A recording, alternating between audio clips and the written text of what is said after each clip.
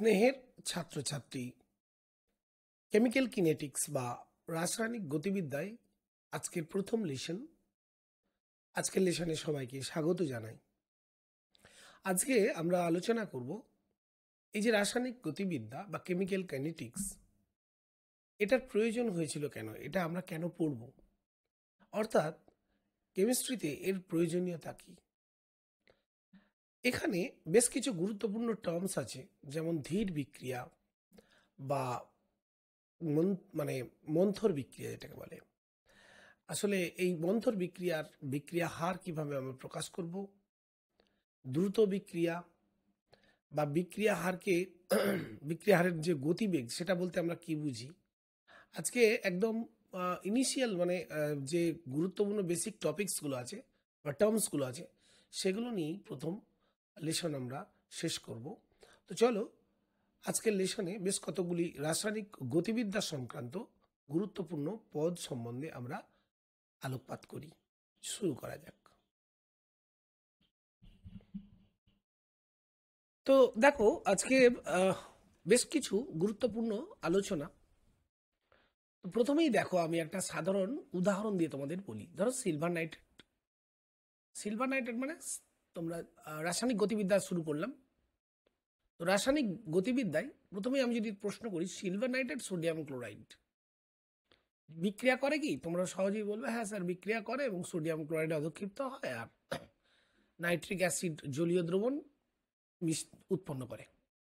তাহলে এবার আমি প্রশ্ন করছি, আচ্ছা বলো তো, AgCl আর HNO3 এরা কি বিক্রিয়া করে?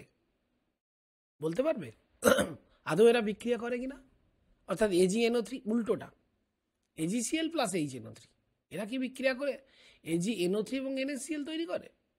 তার উত্তর তোমরা বলবে যে হ্যাঁ, রাসায়নিক সাম্য চ্যাপ্টারে আমরা পড়েছি যে বিক্রিয়াত পদার্থও কিন্তু কিছু কিছু ক্ষেত্রে বিক্রিয়া করে তারা আবার বিক্রিয়কে পরিণত হতে পারে। এবার তার মানে কি, একটা সমীকরণ থেকে, রাসায়নিক সমীকরণ থেকে সেটা আমরা বলতে পারি, আন্দাজে কি বলতে পারি যে এই বিক্রিয়াটা ঘটবে কি ঘটবে না? তার জন্য আমার কি দরকার? কিছু রিজন দরকার, কিছু লজিক দরকার। বা অন্য কোনো রাসায়নিক সমীকরণ থেকে তার বিক্রিয়াত পদার্থ আবার বিক্রিয়ক পদার্থে ফিরবে কিনা, বা যদি বিক্রিয়াত পদার্থ উৎপন্ন করে সাম্যাবস্থায় তারা কি ধরনের টোটাল প্রোডাক্টটা দেবে। অর্থাৎ আমি একটা যদি উদাহরণ দিই, A প্লাস B বিক্রিয়া করে C করলো, তো সাম্যাবস্থায় C এর পার্সেন্টেজটা কী হবে? এবার মনে করো উষ্ণতা, চাপ বা অন্যান্য প্রভাবকগুলো চেঞ্জ করলাম, তাহলে সেক্ষেত্রে C এর পার্সেন্টেজ কত হবে, তাই না? বা এই বিক্রিয়া হার কি হবে, কি হারের বিক্রিয়াটা করবে, বিক্রিয়াটা চলতে থাকবে। তারপর মনে করো আমার A প্লাস B বিক্রিয়া করে C তৈরি করতে হবে। বিক্রিয়ার কি হার বাড়ানো যায়? বিক্রিয়ার হার কি কমানো যায়? বিক্রিয়া সম্ভাব্য গতিপথ কি হবে, কোন মেকানিজমে বিক্রিয়াটা হচ্ছে? বিক্রিয়াটা আদৌ কি স্বতঃস্ফূর্ত না অস্বতঃস্ফূর্ত? এই সমস্ত প্রশ্নের উত্তর আমরা এই চ্যাপ্টার থেকেই পাব। অর্থাৎ রাসায়নিক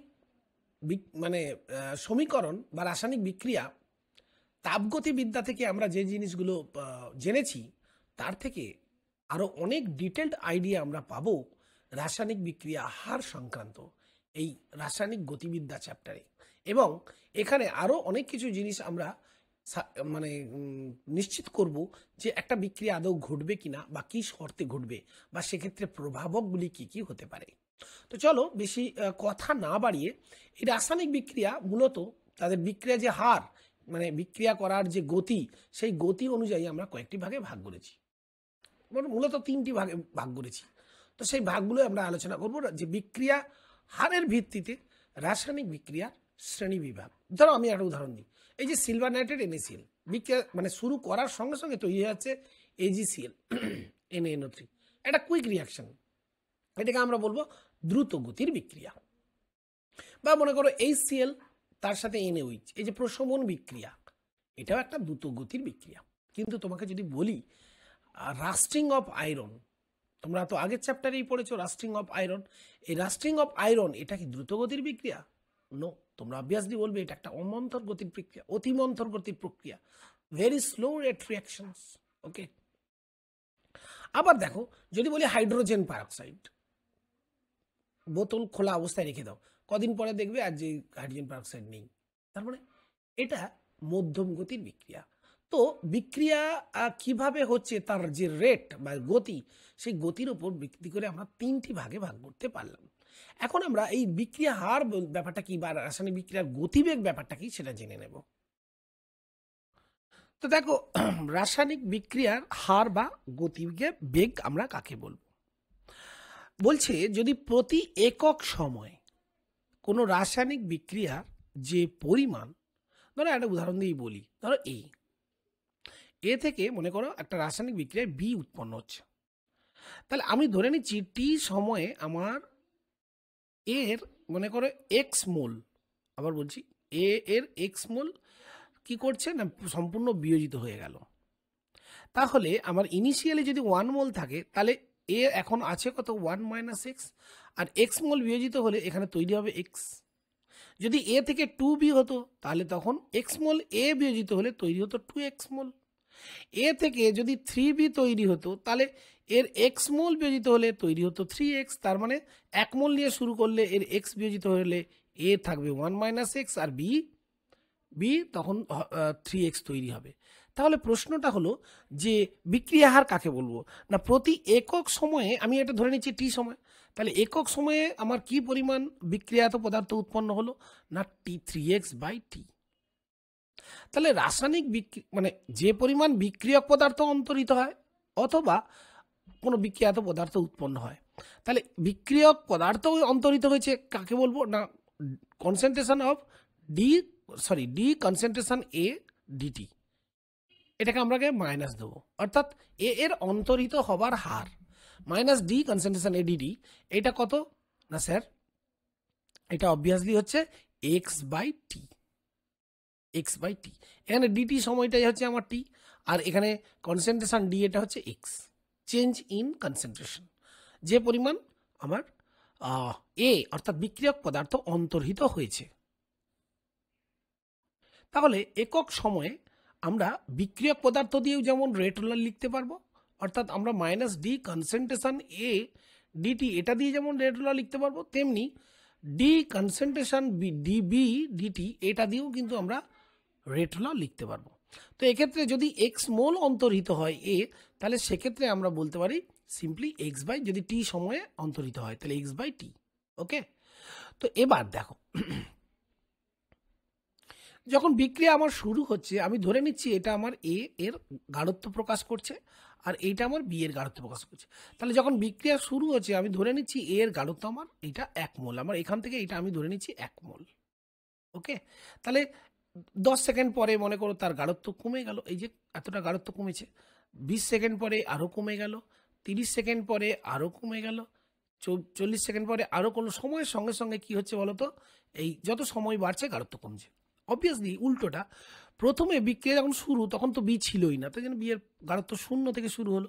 তো 10 সেকেন্ড পরে দেখো বিয়ের গাঢ়ত্ব এই জায়গায় এলো, 20 সেকেন্ড, এটা আমি 10 সেকেন্ড ধরলাম, এটা আবার 20 সেকেন্ড, 20 সেকেন্ড পরে বিয়ের গাঢ়ত্ব এই, দেখো এইটা মনে করো 25 সেকেন্ড, 25 সেকেন্ডে দেখো দুজনের গাঢ়ত্ব সমান হয়েছে, দুজনের বিক্রিয়ার গাঢ়ত্ব সমান হয়েছে, আমি কিন্তু হার বলিনি, গাঢ়ত্ব সমান হয়েছে।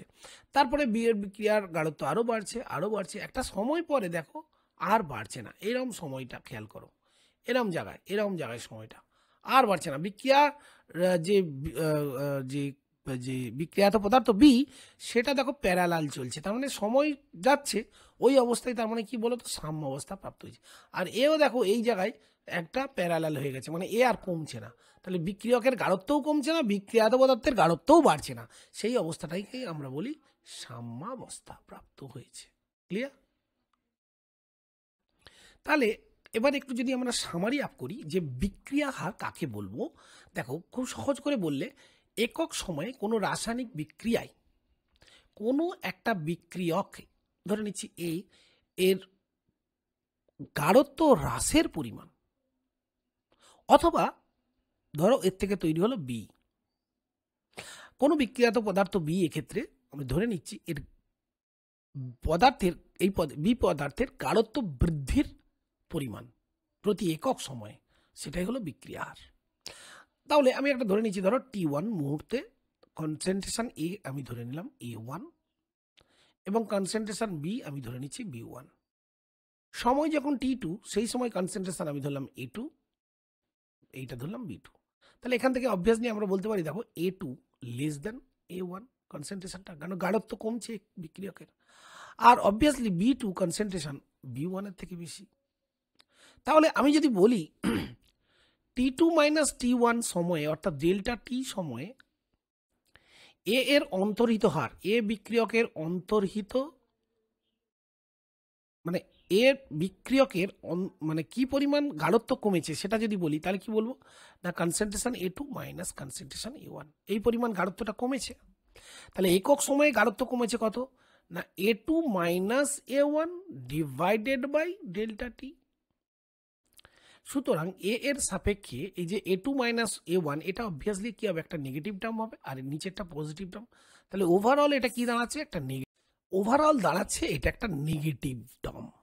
তো তাহলে আমরা যদি এই নেগেটিভ টার্মের আগে একটা নেগেটিভ অ্যাপ্লাই করি তাহলে কি হবে বলতো, নেগেটিভ আর এই নেগেটিভ তার মানে এটার পজিটিভ একটা নিউমেরিক্যাল আসবে, অর্থাৎ বিক্রিয়া হার তখন একটা ধনাত্মক নিউমেরিক্যাল আসবে।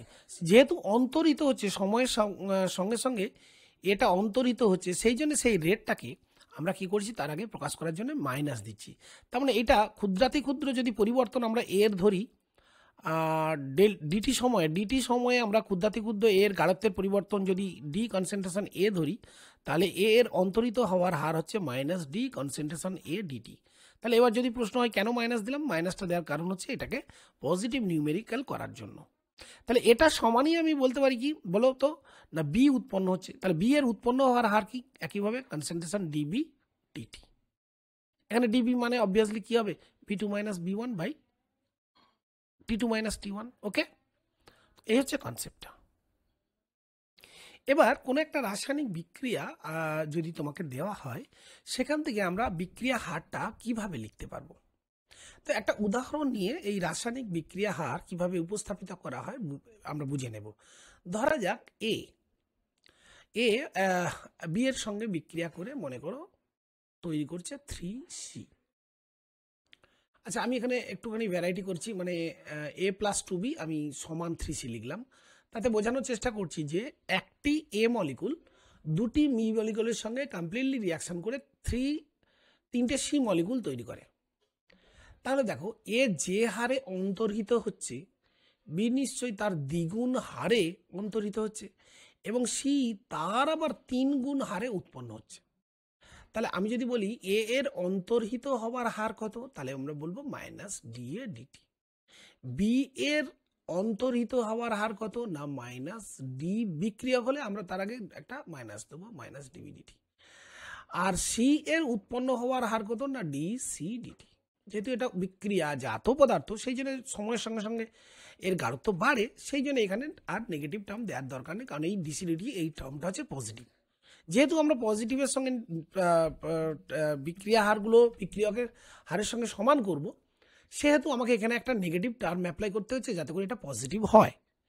এবার প্রশ্ন হচ্ছে দেখো মাইনাস ডিএডিটি লিখলাম, এবং তার সঙ্গে আমি যদি ডিসিডিটি রিলেশন কোরিলেট করতে চাই তাহলে কি করব না স্যার, ডিসিডিটি অর্থাৎ যে হারে সি উৎপন্ন হচ্ছে সেটা অবভিয়াসলি এ এর অন্তরিত হবার হারের 3 গুণ, কারণ 3টে সি তৈরি হচ্ছে, এ যে হারে তৈরি হয়েছে সি তার 3 গুণ হারে, তাহলে ডিসিডিটি অবভিয়াসলি বেশি, ডিসিডিটি বেশি।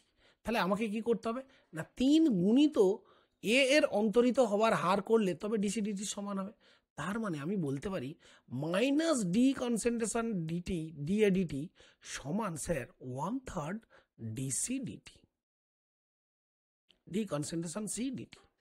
ঠিক একইভাবে দেখো বি যে হারে অন্তরিত হচ্ছে এ দেখো তার ঠিক অর্ধেক হারে, অর্থাৎ এ যে হারে অন্তরিত হয় বি তার কিন্তু দ্বিগুণ হারে অন্তরিত হয়, কারণ এখানে 2B অন্তরিত হচ্ছে। যে সময়ে এ অন্তরিত হয়েছে ধরে নিচ্ছি 1 মোল, সেই একই সময়ে বি কিন্তু 2 মোল অন্তরিত হবে। যদি 1 মোল 2 মোল ধরে নিই, এটা যদি 1 মোল ধরি এটা তখন অন্তরিত হচ্ছে 2 মোল।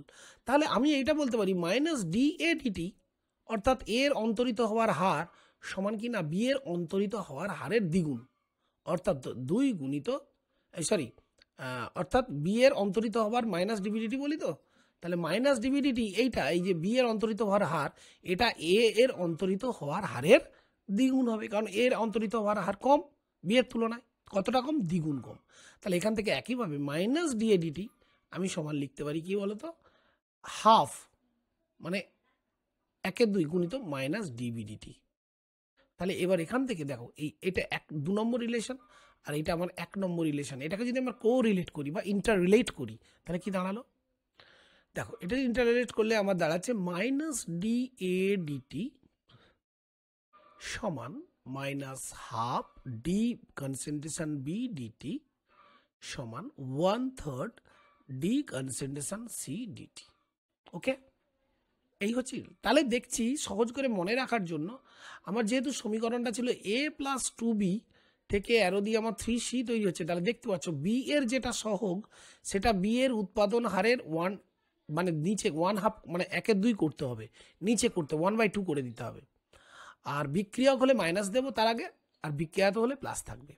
আর যেহেতু সি এর সহগ 3 হচ্ছে সেই জন্য 1/3 করতে হচ্ছে। তাহলে ইন জেনারেল আমরা বিক্রিয়া হার কিভাবে রিলেট করব, দেখো ইন জেনারেল এটাখান থেকে আমরা লিখতে পারি, ধরো একটা বিক্রিয়া স্মল এ ক্যাপিটাল এ বিক্রিয়া করছে এইরকম একটা রিয়াকশন যদি আমরা লিখি, তাহলে সেক্ষেত্রে আমরা বলবো এ এর অন্তরিত হবার হার minus D A dt 1/a সমান minus 1/b d concentration B DT সমান 1/c d concentration C dt 1/d d concentration D dt. এই হচ্ছে এদের মধ্যে ইন্টার রিলেশন। তাহলে এবার যে কোনো আমাকে বিক্রিয়া যদি দেয় তার রাসায়নিক সমীকরণ আমরা আগে সমতা বিধান করে আমরা কিন্তু এইভাবে রিয়াকশান রেট বা বিক্রিয়া হার আর সমান কিন্তু এইভাবে বের করতে পারি। আর মনে রাখবো বিক্রিয়া হার সবসময় কী হবে না, বিক্রিয়কের সাপেক্ষে যদি বলি একক সময়ে যে গাঢ়ত্ব বিক্রিয়কের অন্তর্হিত হয় অথবা একক সময়ে বিক্রিয়াত পদার্থের যে যতটা পরিমাণ গাঢ়ত্ব উৎপন্ন হয় সেটাই হলো বিক্রিয়া হার। এখন একটা বিশেষ উদাহরণ আমরা নিয়ে এই বিষয়টা অর্থাৎ বিক্রিয়া হারটা এক্সপ্রেস করব এবং বুঝে নেব। ধরা যাক N2O5 নাইট্রোজেন পেন্টক্সাইড এ বিক্রিয়া করে তৈরি করে NO2 প্লাস O2।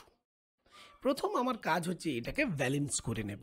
তো ব্যালেন্স করলে দেখতেই পাচ্ছ এখানে N দুটো, তার মানে আমাকে অবভিয়াসলি N দুটো দিতে হবে, তাহলে অক্সিজেন 6টা হয়ে যাচ্ছে। সেই জন্য আমি কি করব, এটাকে আবার 2 দিয়ে মাল্টিপ্লাই করলে 2N2O5 হচ্ছে, তাহলে অবভিয়াসলি এখানে 4NO2 হবে তখন, আর 5 × 10 তার মানে একটা O2, তার মানে জাস্ট এটাকে সমান করে দেবে আর এটা হয়ে গেল, ব্যালেন্স হয়ে গেল। এবার মাইনাস রেট সমান আমরা কি লিখব, মাইনাস ডি কনসেন্ট্রেশন N2O5 তার আগে একটা যেহেতু স্টোইসিওমেট্রি 2 আছে হাফ করব ডিটি সমান 1/4 ডি কনসেন্ট্রেশন NO2 ডিটি সমান ডি কনসেন্ট্রেশন O2, যেহেতু O2 আগে 1 আছে কাজে দেওয়ার দরকার নেই, DO2 ডিটি। এই হচ্ছে রিলেশন। তো এখানেই আমি শেষ করছি আজকের লেসন। আমরা পরবর্তী লেসনে আলোচনা করব instantaneous rate versus average reaction rate. তো চলো, সবাই আশা করছি ক্লাসটা এনজয় করছো। কোনো রকম প্রশ্ন থাকলে অবশ্যই আমাকে কমেন্ট করে জানাবে।